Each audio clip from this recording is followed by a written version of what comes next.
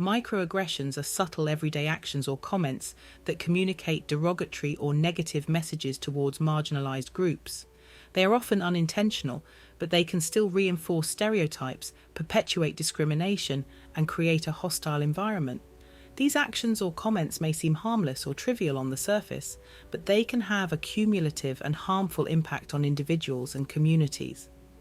Some people find it difficult to spot microaggressions for several reasons.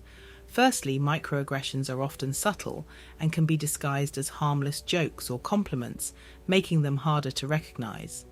Additionally, people who have not experienced or been educated about the impact of microaggressions may not be aware of their existence or their harmful effects.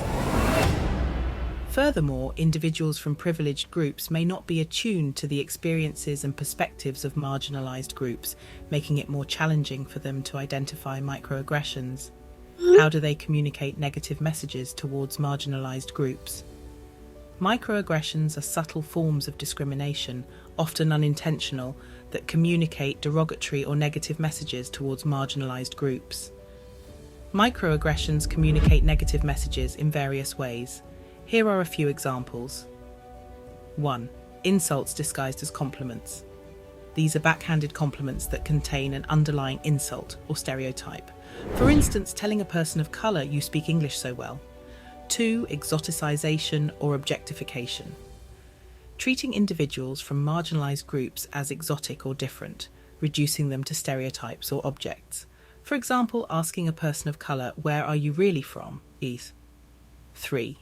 Invalidating experiences. Dismissing or downplaying the experiences, feelings, or concerns of marginalized individuals. For instance, saying "you're overreacting" or "it's not a big deal" when someone shares their experiences of discrimination. 4. Microassaults. These are explicit acts or verbal attacks that convey prejudice or discrimination but in a subtle manner, for example, using racial slurs or making derogatory comments under the guise of humor. 5. Environmental microaggressions.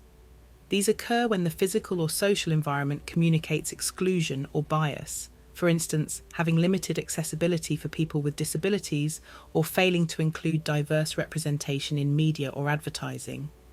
Microaggressions can have a cumulative impact on individuals, leading to feelings of invalidation, self-doubt, and increased stress.